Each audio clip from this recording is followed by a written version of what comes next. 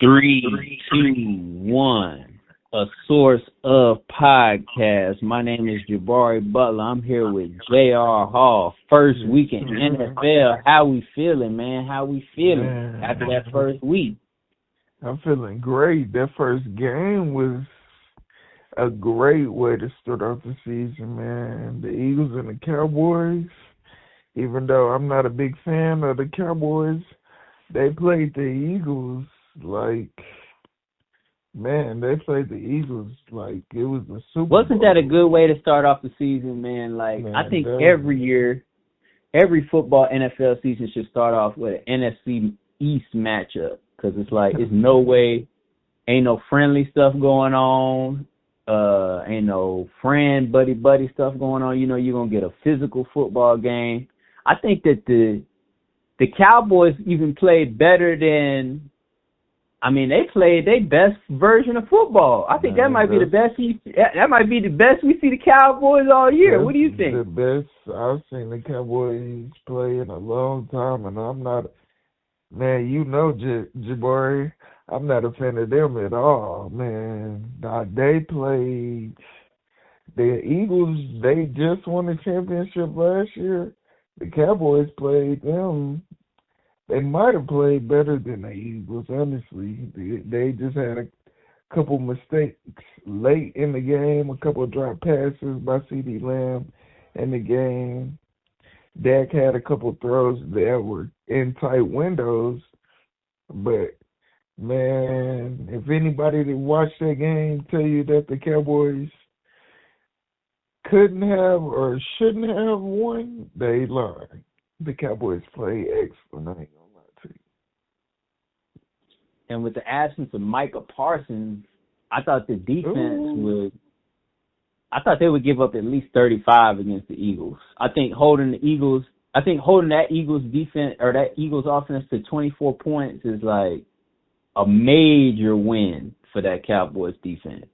And the way it looked at first, the way Saquon Barkley was running, I thought it was going to be a long night for the Cowboys defense, but after the little rain delay the Cowboys came out, or the second half, honestly, the whole second half, the Cowboys, they contained him a lot better than I've seen Saquon Barkley get contained, because I don't think he had over 50 yards rushing. He might not have had 50 yards overall in the whole second half, but I saw A.J. Brown only had one catch. Man. Right. I believe you got to go to him a little bit more if you're going to want to win. Those receivers, I know Saquon Barkley, he runs pretty good, and I know the receivers can feed off of him rushing. And I know getting the ball to him can be something crucial that can go on in the game. So one caught pass that's almost unacceptable.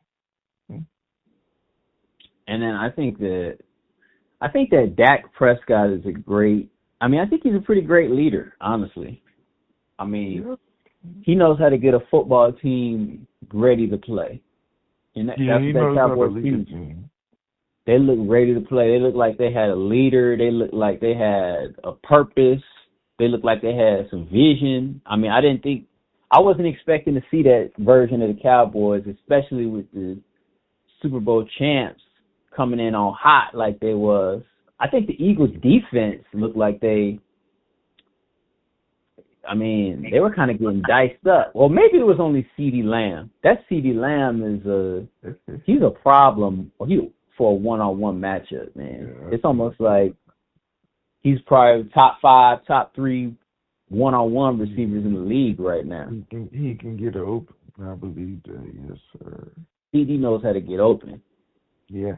I also think another reason I think the Cowboys play good, and I hate to say it, they might play good this year. I think their new coach, I can't think of his name, but I think he's a good coach and he knows how to. They fired Brian McCarthy? I believe so, yes. They have a new coach. So I believe he knows. I believe he knows how to get the team ready and have them ready during the game. And I believe his coaching staff that he brought with him, his definitely, I believe his defensive coordinator is pretty good, because I thought with the absence of Michael Parsons, the Cowboys, they would give up a lot of yardage, a lot more yardage than they did. But I believe their defensive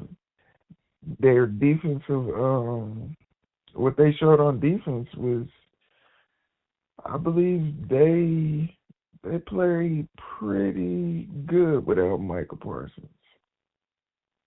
And that leads us to another promising NFC matchup this weekend, NFC East matchup, Giants versus Cowboys. They setting it off early. How you like that matchup this weekend, this Sunday? Man, I'm not too big of you know me. I ain't too big of a fan of either one, the Cowboys or the Giants. But I think I would rather see the Cowboys lose than see the Giants lose this week. I think I'm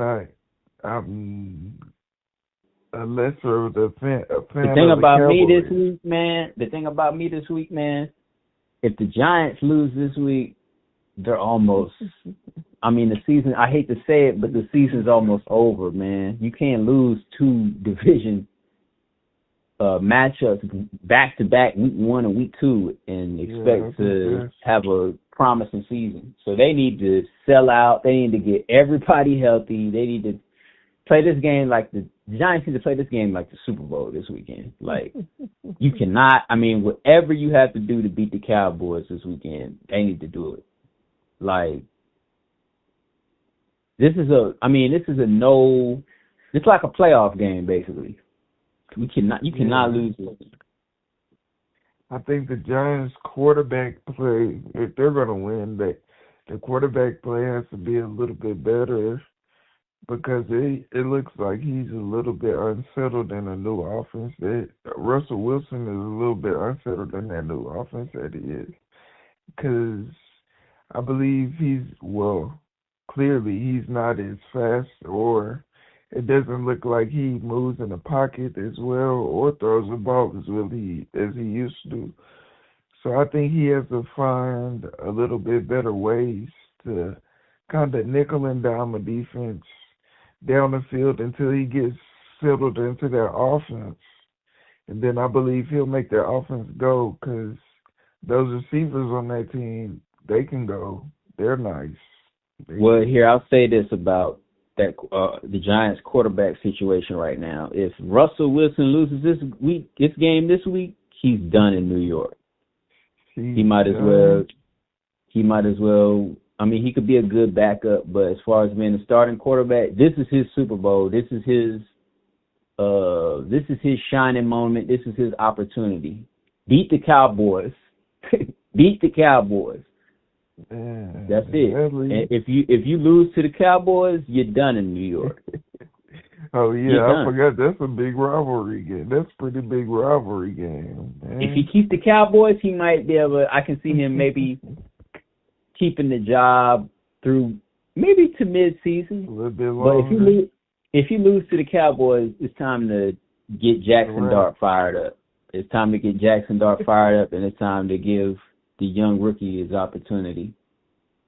Man, that lead me to my man Pete Carroll and the Raiders and Geno Smith. Man, they had the Raiders going, man. The Raiders defense. Man, I did not see that for Geno. I never thought I would see Geno Smith throw for over 100 or over 200, over 300 yards. I never thought I would see him throw for over 300 yards again. I mean, it damn near might just be like you said. It might be a whole new Geno Smith, because I mean, I didn't get a chance to watch that game, watch too much of that game, but I was keeping up with the stats, and the stat line looked crazy. Well, man, you know me. I'm a pretty big Raiders fan, and I like Geno Smith. I know he's a new quarterback, and it's a new system with him, but like Geno Smith said, he said in the interview after the game, he said, I know you said you haven't watched too much of him in the past couple of years, but I have kept up with him a little bit. But in the press conference, he said, man, I know I did pretty good. I know I did good, but I could do better.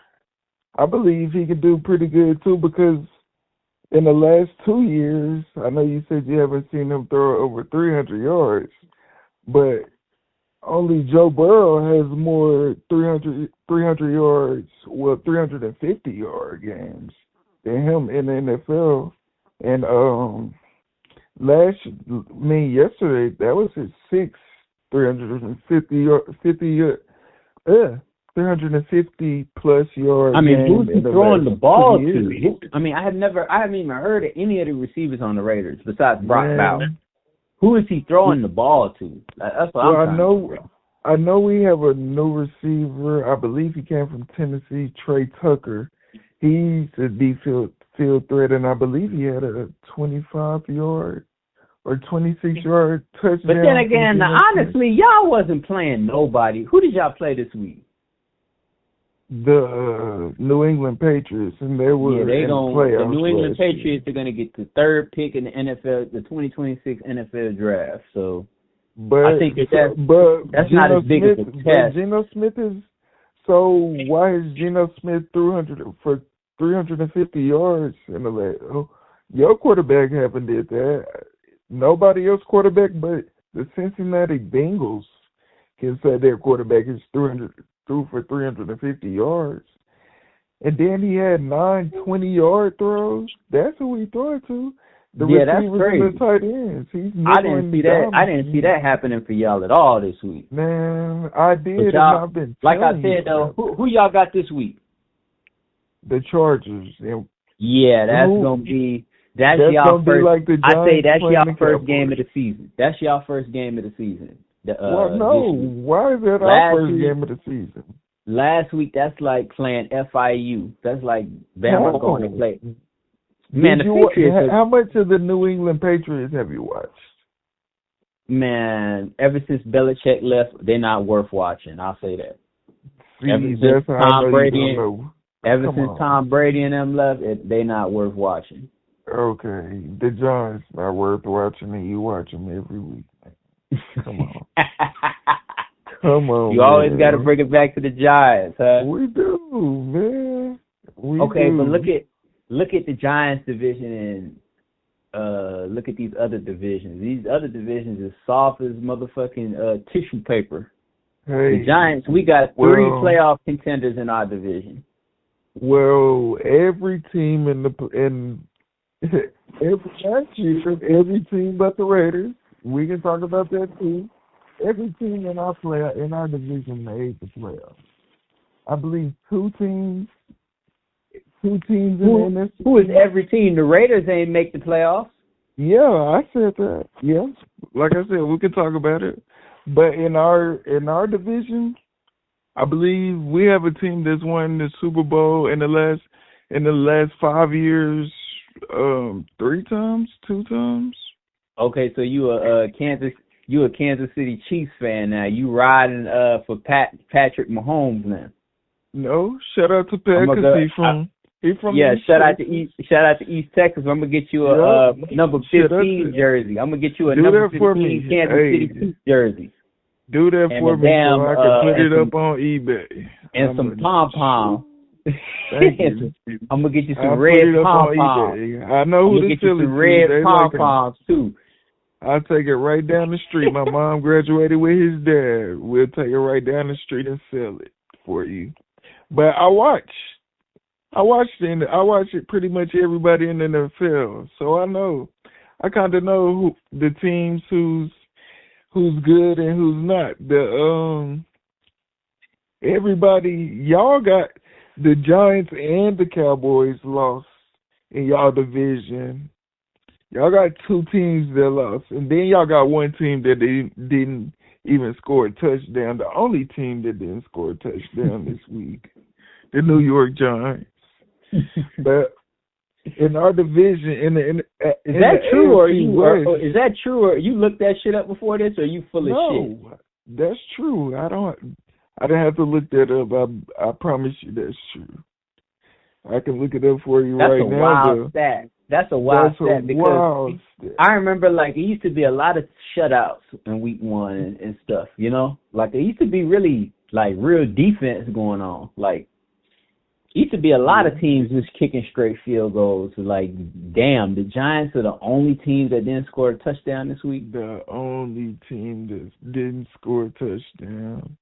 That's why I got to take it back to Russell Wilson, man. Ain't nobody got time for all this game management stuff. We need somebody who's out there trying to make some plays, man. Don't nobody want to see it. And speaking of game management, I got to just take this little transition for a second. Did you see Daniel Jones last weekend? Man, Daniel Jones played like his mama had a headset and was coaching on the field. That man played his butt off. I haven't seen that man play like that since college. He ain't never touched the field for the New York Giants and played like that. Like, think about that. The Giants, he leads the Giants, and the Giants don't score a touchdown and get blown out. Bruh. And this fool is in Indianapolis. Hold on. He's in Indianapolis. He scored on every possession. And he didn't punt the ball one time last week. It's something up in Indianapolis. I don't know what they got. It's something in the food, the folks out there, the managers and the GM. I just think, what the hell is going on in New York for it? I mean, I thought Daniel Jones was like retired. I never thought I would see him on a football field again after last year. I mean, that was bad, man. That was like some bad couple of years.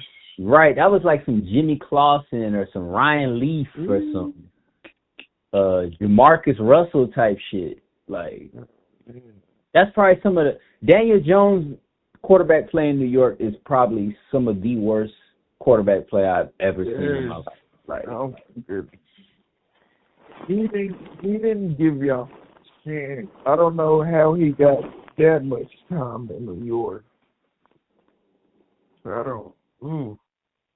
know y'all were sick with shit. Shout out to the Colts, man. I'm interested to see what they're going to do. Man, the Colts back.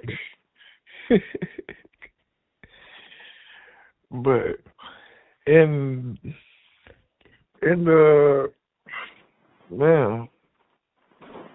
But anyway, switching up to the biggest game of the weekend, in my opinion, let's switch over to Bills versus Ravens. Man, that was a crazy game because the way the game started, it looked like both teams were going to score 50-plus points. And then, man, it was like the Ravens defense figured out Josh Allen pretty fast, and they started slowing them down for a little bit for a couple drives, and then they had Lamar Jackson playing like his MVP self.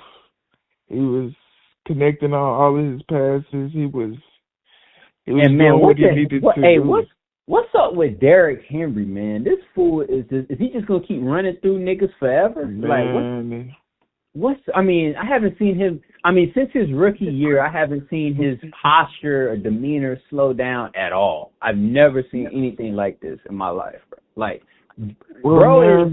he over 30 now, isn't he? He 35? That's what I'm saying. He might be 35 or 35 plus, bro. But I tell people this all of the time, and even though I'm not the biggest fan of him either, LeBron James, I'll tell people this until he retires.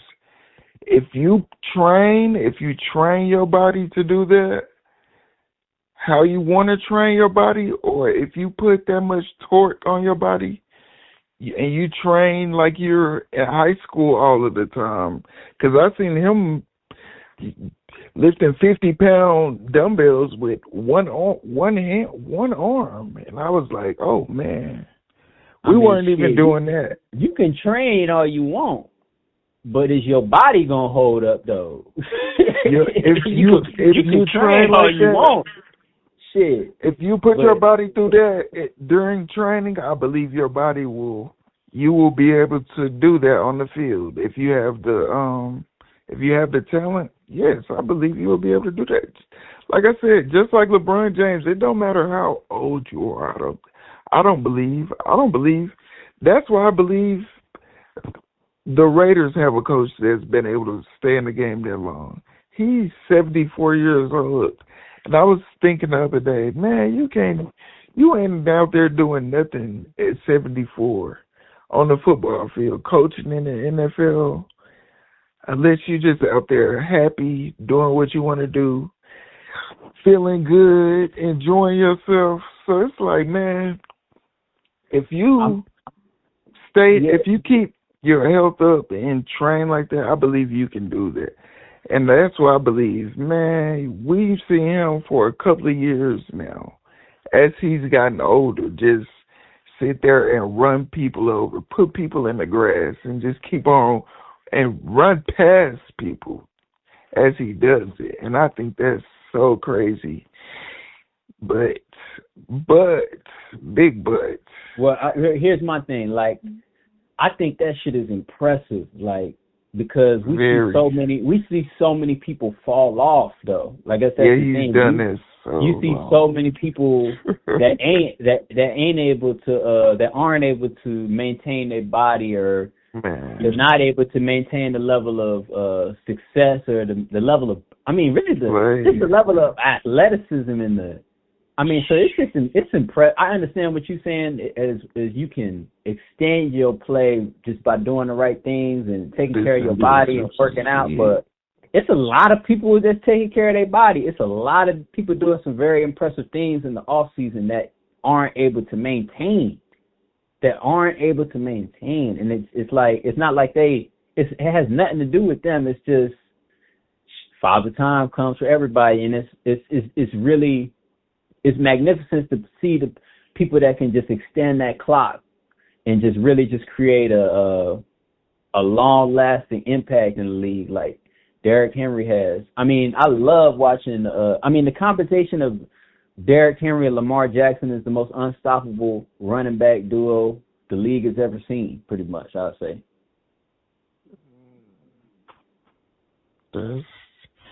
That's a big statement, but I don't think it's been too many as talented as they are at all. But they are pretty nice.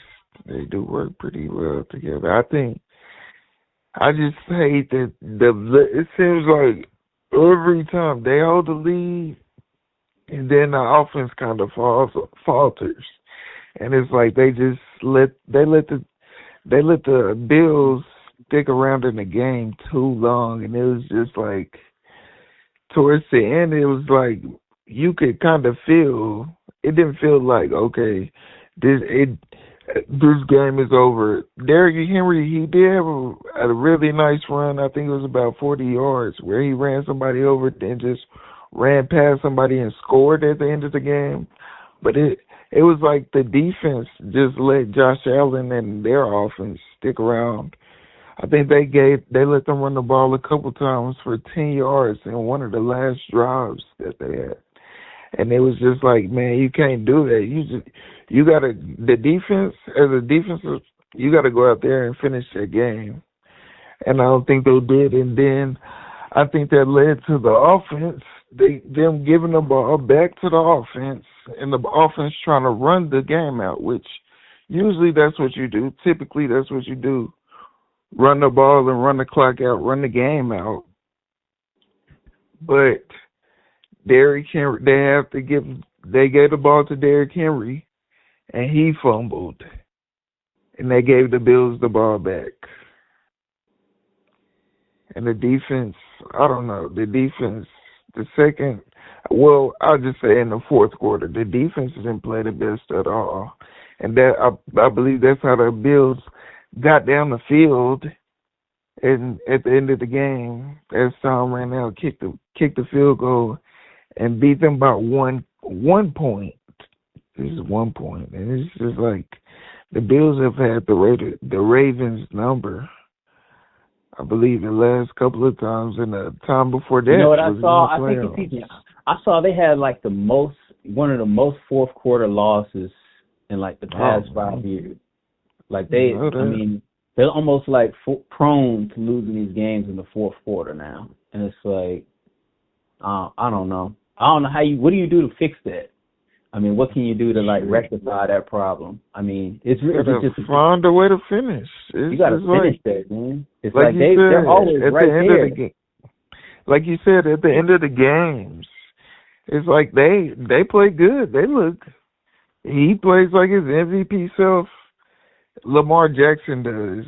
I believe the other guys around him, they have to help him finish the game, and the defense has to come with it. But it's just like, man, it's like y'all got the weapons. Y'all got receivers. Y'all got the skill positions on offense and defense. Y'all got nice linebackers. Y'all D-line is always pretty good. And it's like, man, y'all just got to find a way to win. Finish that game. And before we move on to college, I want to kind of talk about a couple of these rookies. Okay. We had Cam Ward and we had Travis Hunter making their rookie debut in the NFL this week. Let's start off with Cam Ward. How are you feeling about Cam Ward's rookie debut? Man, Cam Ward, he came out of college and he was probably my favorite quarterback. One of my favorite quarterbacks I've had in a couple of years. So I knew he had got drafted to the Tennessee Titans, and they're building franchise right now, so they didn't have the best weapons or anything. So I believe that really, it was like their skill position guys didn't help him out at all. And if they did, it was barely anything, and that was probably after a drop pass that they had, because it was like, man, y'all had dropped so many passes and y'all were open. It looks like Cam Ward played terrible with how many incompletions he had just because y'all dropped passes. Then, I believe either Sunday or when we were talking about it a little bit earlier, you had told me he had got sacked 6 times. Most teams get 6 sacks in a year. Well, I ain't gonna say most teams get 6 sacks in a year, but I know there might be 2 or 3 teams that might get 6 sacks in a year. So 6 sacks. Maybe half a year. Let's say half a year. Half a year. There we go. Okay, there we go. Thank you. 6 sacks in half a year, and they did that in a game. Man, that's kind of crazy. Yeah, I think with those teams, I mean, with teams like that, you try to cover up your issues by drafting a quarterback, but your team has so many other holes, you know. And I think like the big hole on that team right now is that O-line, man. Their O-line. And it's almost like it's crazy because you're signing all these receivers. Right, you're signing quarterbacks, you're signing all these receivers. You got a decent running back in Tony Pollard. He had about 60 yards rushing. He had a pretty decent game. But you're signing all these people, but at the end of the day, you still. It's almost like you should start off with your foundation. You almost have to start off with your O-line, because you buying all these skilled position players. You got running backs, you got quarterbacks, you got receivers, but if you're getting sacked 6 times and you're giving up TFLs, get the ball to them. You can't get the ball to them. It's almost like it's frustrating, but it's like you kind of built your team backwards almost. It's like, Yeah, I agree with that. Because, like you said, that O-line is pretty much, shoot, you could say the foundation of the team. And I believe, if, like you said, if we can't get the ball to our receivers, their defense knows we're going to run. They got to run the ball, or they can't move the ball down the field at all. And then when you build your team without a decent O-line, there goes your running back stats. He'd probably have 10 rushes for 20 yards, and it's like, man, you can't do that. You got to, I believe, like you said, they got to rebuild their team and start with that O-line properly. But man, how did you feel about Travis Hunter? Did he play both sides of the ball this week, or what did he do? He played both sides of the ball. He played He played mostly on offense. I think he got one defensive snap. Oh, so man. I think that goes to show you that Travis Hunter is a wide receiver. Travis Hunter is an NFL wide receiver, y'all. Yeah, I think this position he'll probably thrive at a little bit more. He's like, man, he's a great defensive back and a great receiver, but I believe he'll be able to thrive a little bit more in the NFL system as a wide receiver, because I believe if you can get the ball out to the edges on him, or quick, or get him down the field either to get a nice catch, I believe he'll do that for you in the NFL or wherever you need him. I mean, he had 6 catches last week. Oh, man. So they got the ball to him a little bit. That's 8 nice. targets, 6 catches. That's a great way to start off your And then he had 1 NFL tackle on career, defense. especially playing. He had 1 snap, 1 tackle on defense. Okay. Well, that's good. Shoot. That 1 tackle, the 1 snap. And he got in there and got with it. That's cool. Yeah, it's a rookie thing. I think you gotta it's sink or swim though, So you gotta keep being productive. I think his production is gonna be higher on the it's gonna be, and then it's like we were talking about this last week. It's hard to go out there and be running routes and then think you're gonna try to go play cornerback. That is almost unbelievable. NFL cornerback, with the talent at these receivers, and then trying to run around chasing them, and then trying to run away from DBs, you're gonna be out there dry heaving, tired. Yeah, right. I think you need a corner in the NFL. You need a cornerback literally focusing on his man, or if he in the zone, focusing on his zone.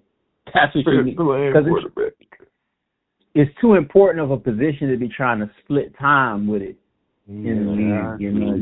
You need to be 1,000% locked in on this cornerback job. Like, it's not like you can. Okay, I'm finna. Take a play I'm finna go.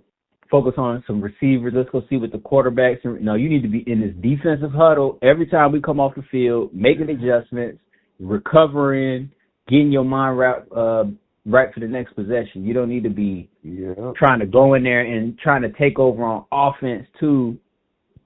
Like, we might need you on defense next possession. I mean, I want to see how it develops throughout the year, but at this point, I think Travis Hunter is wide out. Ready for work right now, Yeah. But I think that wraps up the NFL for this week. You got any last thoughts on NFL? No, not too much. But I think it'll be another interesting week. I'm glad we finally got back to the Oh, NFL. matter of fact, let's do a preview of this Thursday night game.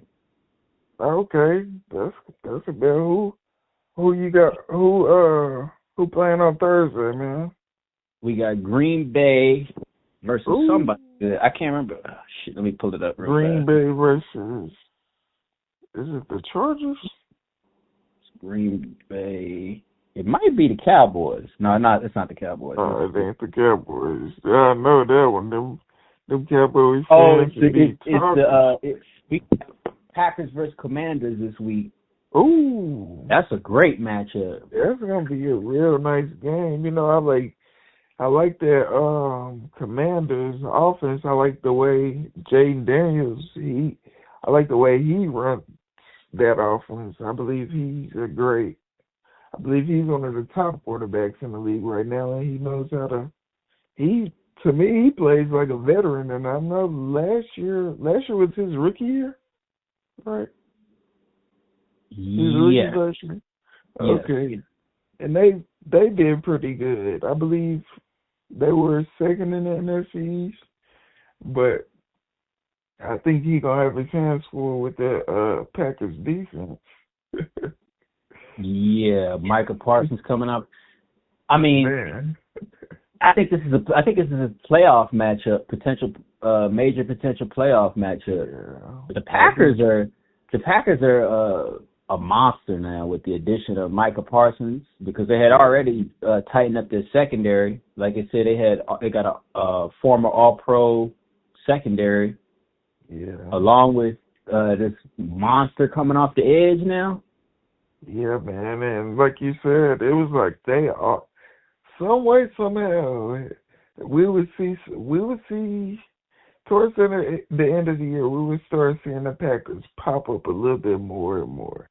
In some way somehow it would be like they'd always find themselves deep in the NFC playoffs.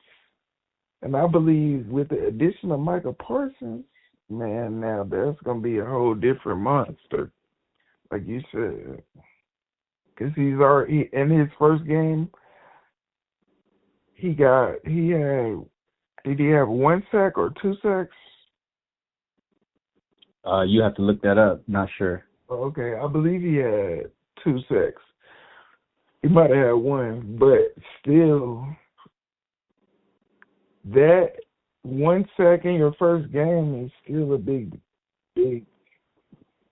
big accomplishment. Because a lot of people don't get sacks until their second or third game. So I think that's gonna be a great match.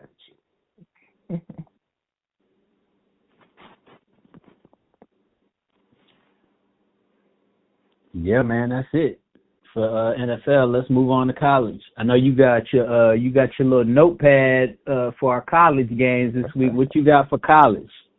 Let's transition. Well, shoot. Man, last week the top 25 was crazy. Might have been 6 or 7 schools that scored 70 plus points. Man, and I thought that was crazy because I don't think I've seen that many teams score that much. Then Who in a scored big 70? game, huh? Who scored 70? Well, I know, Ohio State scored 70. Boy, Ohio State put a good old fashioned beat down on Grambling. Grambling last week. They beat them. They didn't let them score. It was 70-0. Who did? Then it was a couple other games. I don't have those scores exactly, but I know it was 5 or 6 teams that scored 70. I know one team scored 77. So I thought that was a pretty crazy stat. Then with our games, and probably I believe people were saying this might have been the biggest game, that Oklahoma and Notre Dame game. Oklahoma got the win. Then Oklahoma and Michigan? Oklahoma had played Notre Dame last week. I believe they played Michigan this week. No, Oklahoma played Michigan last week. No, they played Michigan last week, or Yeah, they played Michigan last week. huh? I don't know that.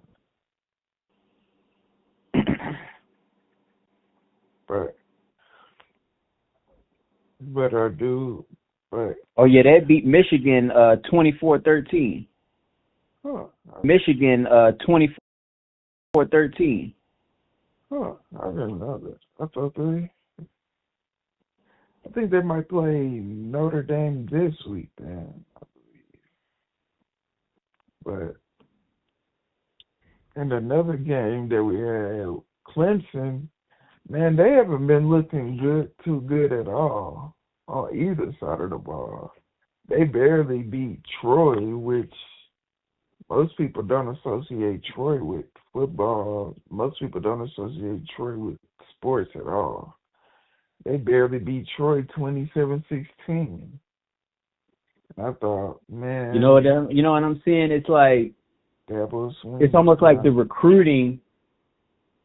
It's like the recruiting system is like all mashed up now, a little bit more mashed up. Yeah. It's like it seems like Clemson's kind of been having like a couple of down recruiting years. It's like they're not getting those first round picks like there was a couple of years ago. Yeah. Or maybe the quarterback. I don't know. The quarterback play just hasn't been there at Clemson.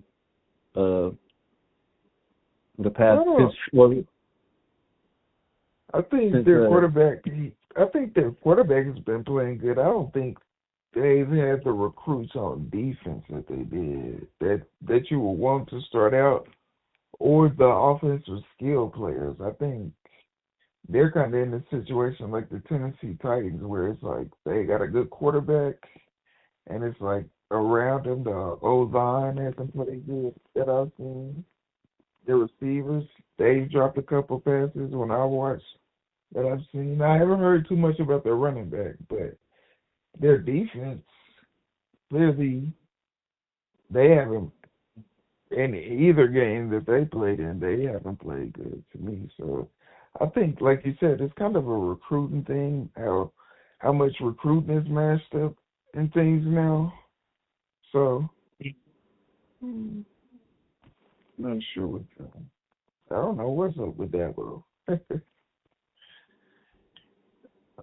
But, man, in another game, I thought that was a thriller. I didn't think either team was going to score that many points. I did think SMU would win, but Baylor and SMU, they played in a double overtime game, which I think everyone thought SMU was going to beat Baylor by at least 2 touchdowns, maybe. And Baylor. Well, I was watching that game. They were beating Baylor by 2 touchdowns, and Baylor came back like a monster in that second half. Oh, man. I thought the game was over with. I was like, damn. I agree with you. I guess that Texas rivalry got them fired up or something. I don't know. Yeah, they knew a couple friends across on the other sideline. Yeah, he said we ain't going out like this. Nope. Yeah, we ain't going out like this. Yeah, man. Then, like I said, we got Ohio State. I don't know. I guess they said people were thinking a lot about them when they played Texas. Texas played us too closely, so we ain't gonna let two Texas teams beat us too closely. So they said we're gonna beat y'all Grambling. We're gonna beat y'all by 70, and we ain't gonna let y'all score. So they beat them 70-0. Okay, I got a question for you. Who is your early Heisman college standout this year? My early Heisman or kind of. or top performances so far? Um, game wise or people? Just Game wise. I guess Crazy. like just who's the top player? Who's the top player? Who are some of the top players? Um, Or who stood out to you so far? Somebody that stood out. Who's the Heisman front? Who's your Heisman front runner? Basically, that's what, you know. that's nice. I think I got a couple quarterbacks. I got I got three quarterbacks who are the Heisman top runners. I think Florida State they've had a really good quarterback play. I don't think anybody was gonna think Lenore Sellers was gonna play as well as he's played, but he's put them in a I believe he's put them in Florida State in the top 10, and their defense has helped them. Their defense is nasty. They've helped them out a lot too. But I think he knows how to run the offense. I think he knows when to pull a ball down and run with it, or find a open receiver. So Lenore Sellers is one of my top three. Another guy that I was looking forward to see how he was gonna do, Carson Beck, the Miami transfer from Georgia. I think he's playing really good. He's helped them out a lot, and well, I think he's continued to help them out a lot. He's continued their good quarterback play with Cam Ward being there last year and him taking over this year. Because I believe they played Notre Dame, and thank you for letting me know that they did play Notre Dame. They played Notre Dame last week, and they beat Miami. They actually beat Notre Dame. And in that game, he set a school record. He had 15 completions in a row. And I think he's gonna have that team high in the he's gonna have that team highly ranked in the playoff at the end of the year. And then my last but not least, I gotta throw somebody from Texas in there. I think Arch Manning is my third. He has he has a couple of things he could do better, but I think overall, especially how he looked this week, I know he didn't play San Jose. San Jose State doesn't have the best defense, but throwing 4 touchdowns in 5 minutes is a pretty nice stat to have too. And I think he ran the offense pretty well. He made some pretty good throws. I do believe some things he does need to clean up. He can do in college football that he was able to do in high school, or maybe to get away with in high school and those first 4 games that he played last year. But I do think he'll have Texas back. I don't understand how Texas is a 7th ranked team. They went from 1st to 7th. But I do think he'll have them back in the top 3, maybe in the next 2 or 3 weeks, ranked in the top 3 in the next 2 or 3 weeks. But, man, what about you? Anything in college? You see anything in college that caught your eye or anything? I say probably somebody I'm keeping my eye on right now is probably Carson Beck. I just like how he started off the year kind of with that veteran mentality and just coming in, executing. And I think his execution, as far as like a combination, because a lot of these teams we haven't really seen real college football yet. So a lot of these teams have been tiptoeing into their schedule here. Carson Beck came out on fire against Notre Dame, on fire against who they played last week. Yeah. So I'm interested to see how he's going to develop throughout the season with the new program and just how he's going to fit in. Why did he transfer because I didn't really believe it, but I do believe it's a situation that could happen in these days of college football. I heard he transferred from Georgia because I believe he had taken Georgia to the national championship a couple of times before he did transfer. He's taken him to at least 2 national championships, or at least yeah, one. I was wondering why he transferred, but I believe I did hear, which, like I said, I believe it is a possibility that it could happen, even though I didn't believe it.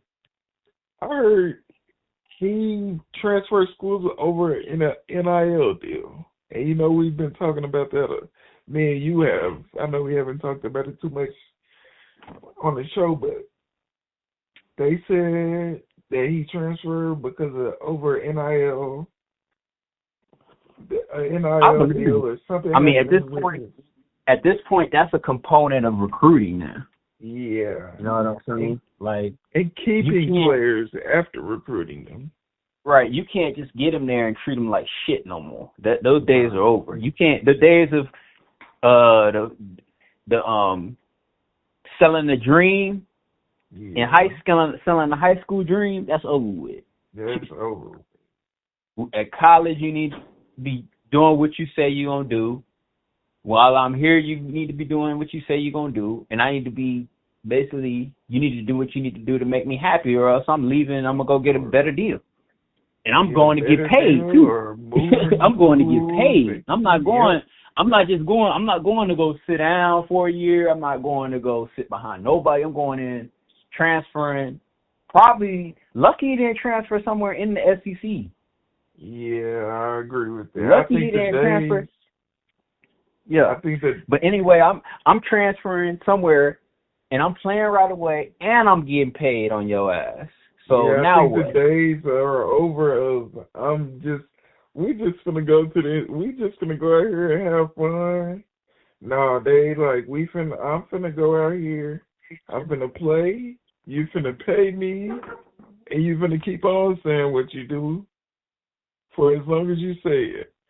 And if you don't, I'm finna leave the school. I'm finna leave whoever I'm making this NIL deal with, and I'm finna find somebody better that's gonna help me to do what I want to do immediately or as fast as I can get it.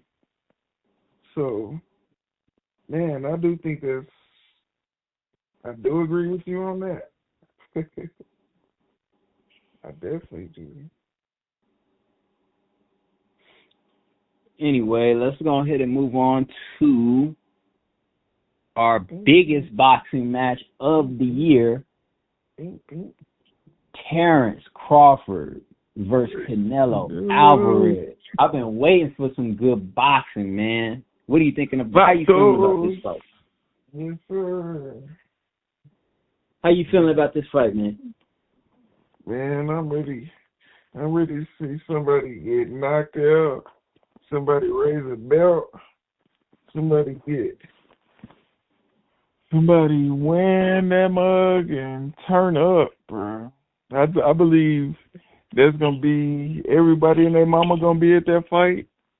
Everybody and their mama gonna be watching that fight. So I believe. How do you feel about Terrence Crawford? Show out. Hey, how do you feel about Terrence Crawford as the underdog? Man, I think that's kind of crazy with him having. He done held the belt since he done popped out. No, but they're not fighting at his weight class. They're fighting at super middleweight, which is they're fighting at 168. He's fighting 2 weight classes up. But Saturday. This is what I think about it, and this is why I think it's kind of crazy that I think he's the underdog in this fight. He's fought since 2014, and he's held the belt since 2014. Right now, he has 8 belts, and this week he's fighting for his 9th belt. So, and that's all. And those are different weight classes. 8 different weight classes. The only person that's done that is Manny Pacquiao, and we all know how good of a fighter he was when he was fighting. So I think. And then in those fights where in the championship fights, the people that he's fought, he's knocked them out. If not one, when he's knocked them out once, And a couple of guys, I believe he's knocked out 2 or 3 times in the end of those fights. And I know he has a The couple one of thing I knockouts. say, I think that that weight. The only thing I say is the weight gain is going to be an advantage for Canelo, because I saw that Crawford was dominant, but that weight jump, the first weight jump he did when he got the victory, it was like it wasn't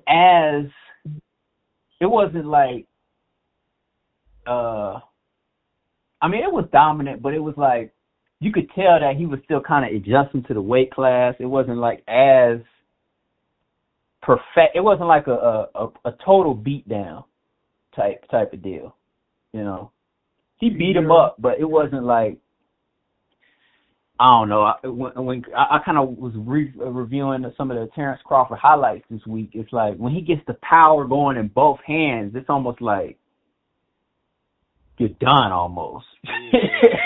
When he gets that power, and it's almost like, is that power going to be able to translate against Canelo Alvarez at 168? Is he going to still have that same type of power in both his hands, you know?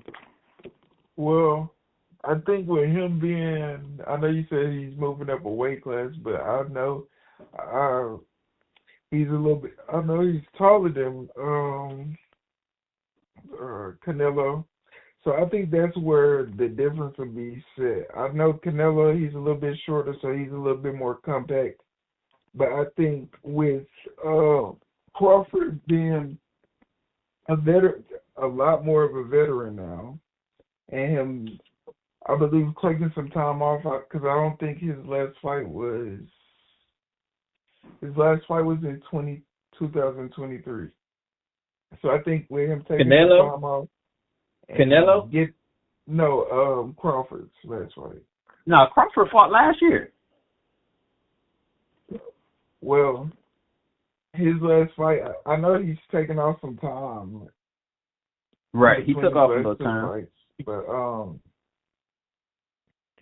I believe he's been able to train at their weight for a while longer, because I know he's been wanting, or they've been up to do this fight for a little bit. So I think he's been able to train at their weight. And I do think with him being a little bit taller, he'll have a little bit more length reach-wise. So I think he'll be able to hold Canelo off a little bit more with his reach and do a little bit more of what he's wanting to do in his style, or how he's going to want to fight Canelo. But I think it's going to be, it could go either way. But I'm leaning towards Crawford. I don't think he's going to get knocked out. I do believe he'll be knocking Canelo out if anybody gets knocked out. But what you think about it? I like Canelo. I think he's probably one of the best boxers of our generation, basically. Mm-hmm. But the Crawford puzzle is very tough. It's like, I thought he was gonna have the height advantage. He doesn't even have the height advantage. So it's like, what if Crawford just keeps him at the end of the jab all night and just basically pieces him up? Is Canelo gonna be able to? Is Canelo gonna be able to close that distance on him? Because that was the one thing about him and Floyd. He wasn't able to get in there and really just do what he do and get on his flow with Floyd. I think that Crawford is kind of gonna be have like a little bit of a little bit of just similar ways of just, maybe not like a similar style, but just able to just outbox him, you know, and just keep him at the end of that strong. Because his jab is no joke, man. His jab will knock your ass out. I believe that too. That's what I was going to say. He'll knock you out with the jab if he hits you the right way. It's a very interesting matchup. The one thing that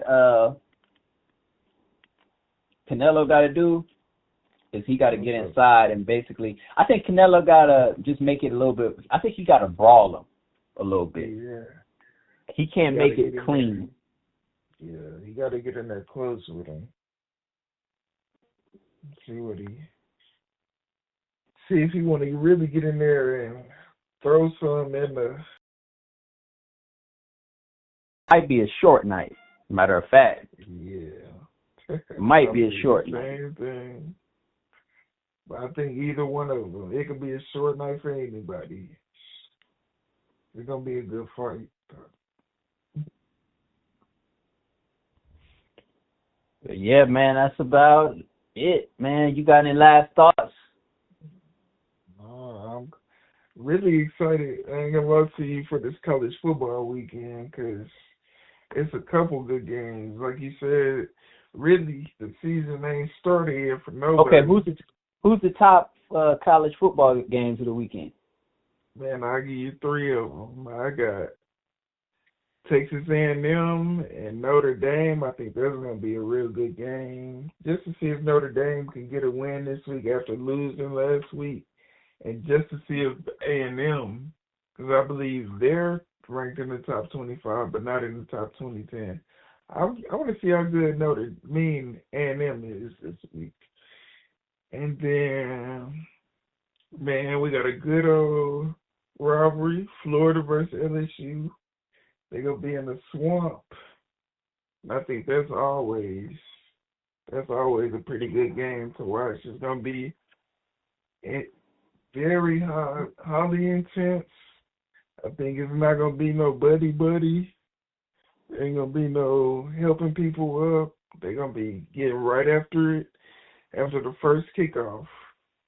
And then, man, another game I'm looking at, it might be a couple of games, a game or two that might be bigger than it. But just because we got somebody from East Texas out there, Georgia Tech versus Clemson. I believe the guy, I forgot his name, but I know he's from East Texas. He's from Longview, Texas. He knows how to run that Georgia Tech offense. And with Clemson playing how they've been playing the last couple of games, to see Georgia Tech upset Clemson, because I don't think Georgia Tech is ranked at all. To see them upset, I wouldn't say it's an upset, but to see them upset Clemson would be have something to go to deal with during the playoff. So I think that would be a game to just watch out for, maybe. Not to watch, to maybe just watch the stats, maybe watch the box sheet. But really, that's it. But I think it's gonna be another exciting week just to sit up and watch football all together. Glad that football is back. Man, I'm excited for this boxing, and then I want to see. Oh, yeah. Yes, sir. I want to see if the Giants can keep their season alive versus the Cowboys this Sunday. Is Russell Wilson the answer? We're gonna find out. I'll see, man. But yeah, man, I think we about to get up out of here. Any last thoughts? No, I'm good. I think I got it out. I think A Source of Podcast. We here every week. Sure. It's been J.R. Hall. It's been Jabari Butler. And we out. Back next week. Yeah.